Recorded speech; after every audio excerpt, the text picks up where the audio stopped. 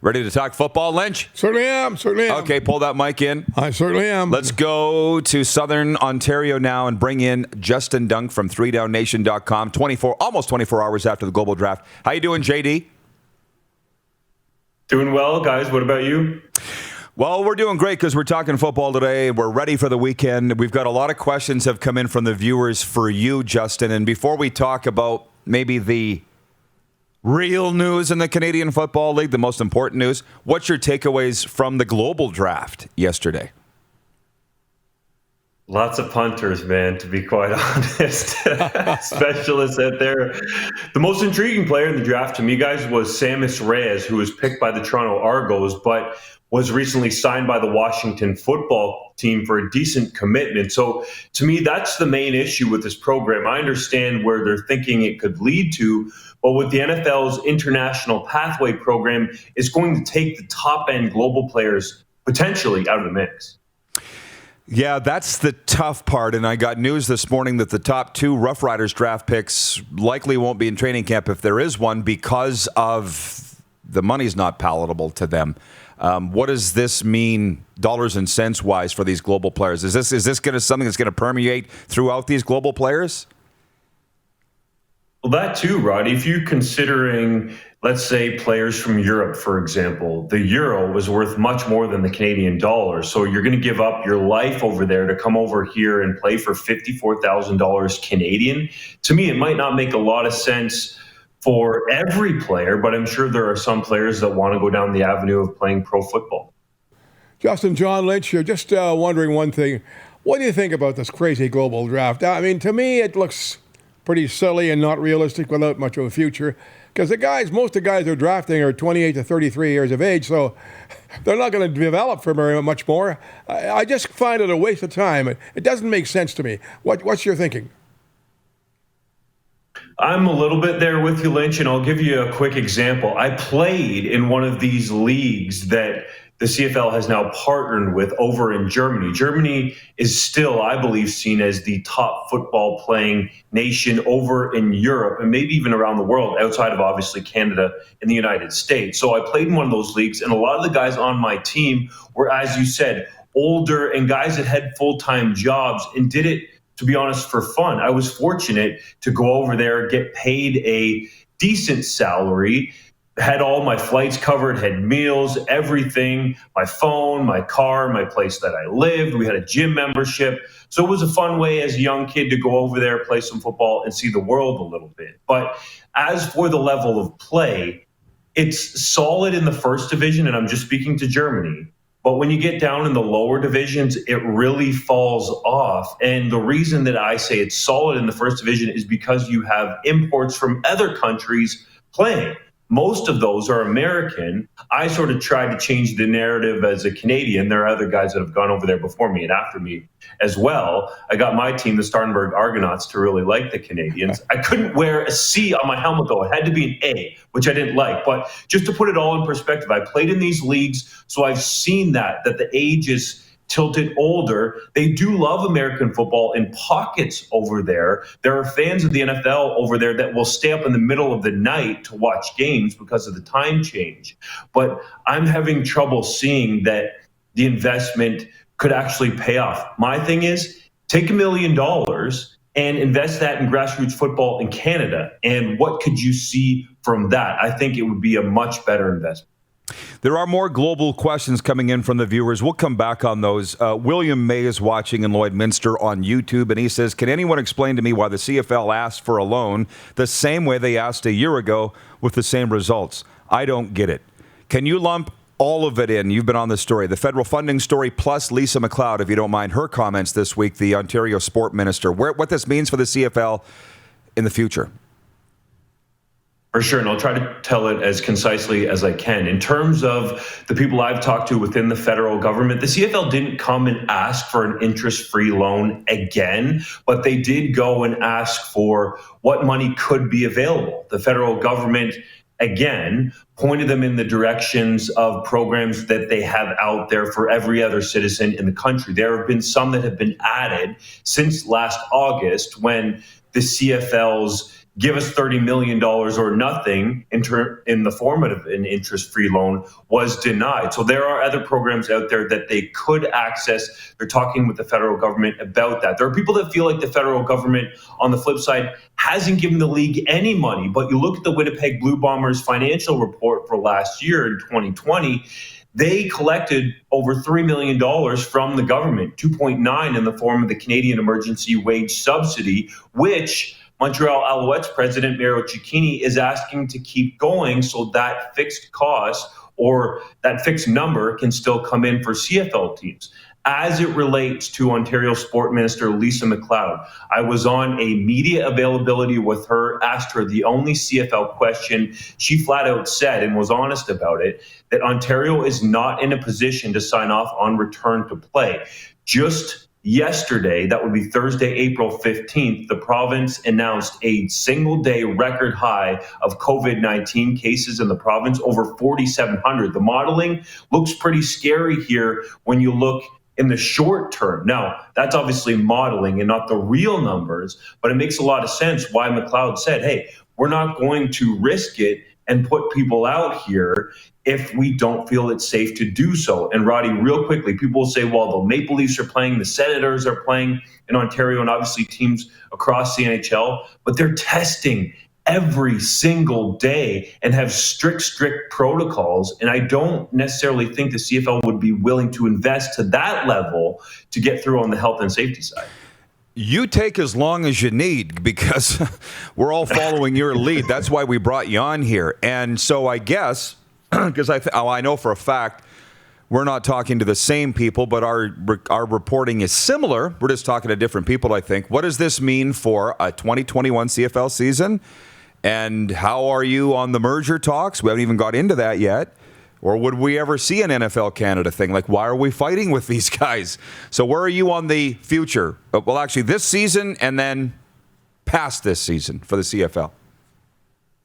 All right, so we'll start just on 2021. And I think McLeod's comments really show that the season is going to be, let's say, delayed or postponed. There's some in the league that still feel like, well, we could play a full 18-game schedule. I just think as the days go by here and we see the case counts, especially in Ontario and BC, and those seem to be the two outstanding provinces, that the season is inevitably going to be delayed through no fault of the CFL's own. That's the key issue here, Roddy, is that as much as the CFL might want to get back on the field, it's really out of their control. As for the XFL, you keep hearing that there's going to be some sort of an announcement in the future that might clear up some of the details around this. Now, the league knows they're not going to get, let's say, $30 million interest-free from the federal government. So can they go elsewhere in terms of Redbird Capital to help potentially get them on the field in 2021? I've heard, Roddy, that there has been discussions in these XFL and CFL meetings with regards to 3 downs and 4 downs. Maybe they play 4 downs on a Canadian field. Maybe they play 3 downs on an American field. These are just ideas that are being tossed around because they're exploring every single avenue. As for NFL Canada, I'm going to try to hit all your points here. That's not something that is being discussed right now. I really get the sense that Roger Goodell is looking at Canada and specifically Toronto as a market that they covet, but there has to be a stadium. If there's a way, cough, cough, Larry Tannenbaum, to get a stadium in Toronto, then I think an NFL team could follow. We are hearing the same things, but I think we're talking to similar people, but it's things are lining up. It seems to me that the way that they're going. Now, we've had a lot of comments lately about the CFL playing in America this year. Some guy just wrote in and said, wait, why not go to Yellowknife? Very few COVID cases. Larry in Medicine has said that. It is the testing, as you said, Justin. It's the getting 55-ish players, maybe 45 to 50 per team in a bubble, and paying for that. Plus, they're not looking at the bubble. It's not happening.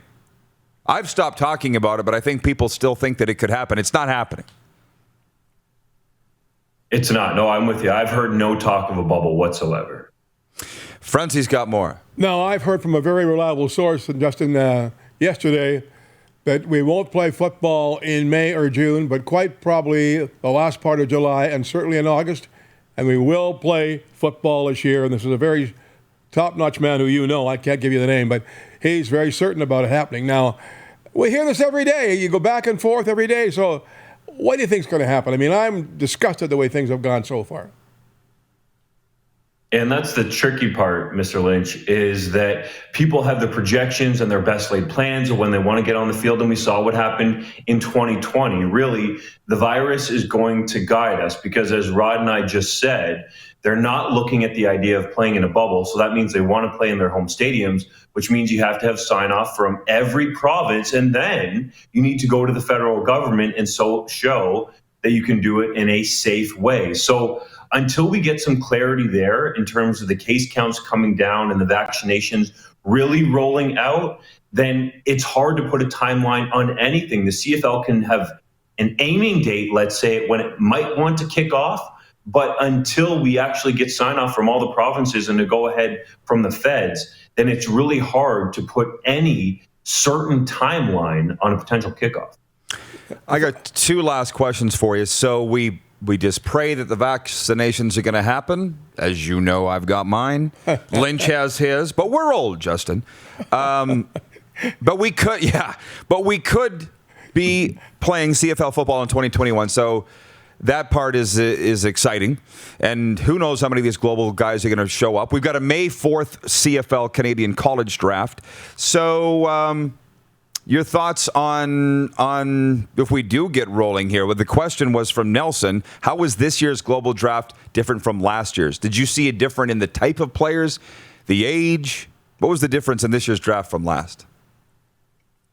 To me, the quality honestly seems a little bit better, but until one of these players, Roddy, really breaks through and makes an impact, I struggle to see people, let's say down in Australia, goo goo gaga all over a punter being picked first overall. I get the excitement of it, but until they make an impact, and especially at the skill positions, then I don't think it's necessarily going to make an impact. I'd like to see us go in a different direction in terms of the CFL draft, the Canadian draft, let's say, and have some sort of mandate where quarterbacks need to go high and be developed. If there is a Canadian quarterback in this league, we all know how much that gets talked about, how much hype that creates. That's something tangible that we know for sure would generate interest in our country. Hey, I promised I was going to ask you this, and I almost forgot. Just spitballing, what's your thoughts on Trevor Lawrence's comments that he doesn't have a chip on his shoulder and he does not, winning a Super Bowl doesn't drive him to win at all costs? How much of a red flag would that be for you, and should it be for the Jacksonville Jaguars? We know he's a driven guy, and the chip on the shoulder I just don't like as a cliche, because Trevor Lawrence has played football his entire life. We've seen how driven he is. He wanted to play through having COVID-19 if they would have let him on the field. The guy is ultra talented. He's potentially viewed as, in NFL circles, a generational type quarterback, or a quarterback that only comes around once every decade. So I would have no reservations if I was the Jacksonville Jaguars and Urban Meyer about taking him number one overall. How do you think he'll get along with Urban Meyer? Because Urban has historically had some problems in Florida and in Ohio State with his quarterbacks, but he's been a winner. He's a winner, and that's all there is to it, and that's why Jacksonville hired him, obviously. But Lynch, he's been a winner at the collegiate level in the NCAA and at power schools where, and they don't want to talk about it, you can give out those envelopes and you can entice those top recruits to come to your school every single year. It's much different in the NFL, commanding that locker room and the respect that you have to have. We see with Bill Belichick a lot, I feel like, in New England. He doesn't always yell, but when he yells, you know he means business. So Meyer really has to prove himself, just like Lawrence at the NFL levels. To me, I look at it as they're both rookies going into this situation in Jacksonville. Maybe they're a little bit lucky. It's a market that's not as highly covered as, let's say, New York. But Meyer really needs to prove himself just as much as Lawrence, because as I said, at the NCAA level, especially when you're with those front-running schools, it's easy to entice talented recruits to come to your school every single year in and year out. But can Meyer actually do it at the pro level and lead those men who have made that transition from young men to real men playing pro football? We're going long, and I hope you don't mind all the questions, but the fans are enjoying talking to you, Justin. Chad Isaac. Keep it going. You good? Okay, Chad Isaac says, Justin, who do you think will have a better season, Fields, Jones, or Lawrence? Could I tweak that and say who will have a better career? Mac Jones, Justin Fields, or Trevor Lawrence? Ooh, well, we're not even talking about Zach Wilson in there. Yeah, he's not even in. Well, the Jets are going to kill him, so probably ruin his career like they tried to do with Sam Darnold. All of them. Who's going to end up being the best out of all that bunch, out of those four?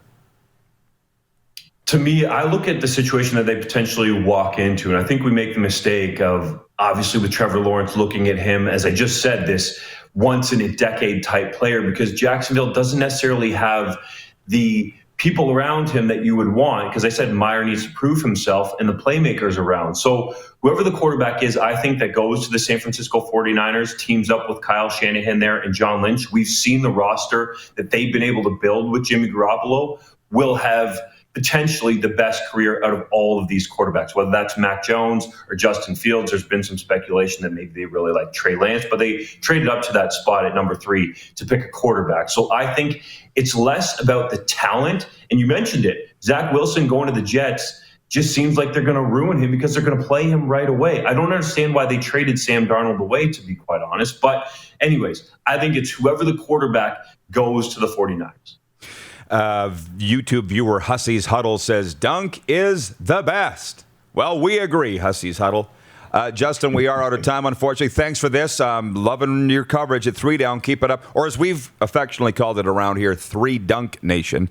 I hope you don't mind. Thanks for joining us, Justin. Thanks very much, Justin. Appreciate you guys. Lots of us on the site, but man, appreciate keeping locked to it. And Roddy, you've been doing a great job yourself over there with the RP show. Thank you, buddy. The CFL's top insider, Justin Dunk, joining us from 3downnation.com. You're watching Rod Pedersen On Demand. For more of The Rod Pedersen Show, visit rodpedersen.com or follow Rod Pedersen on social media.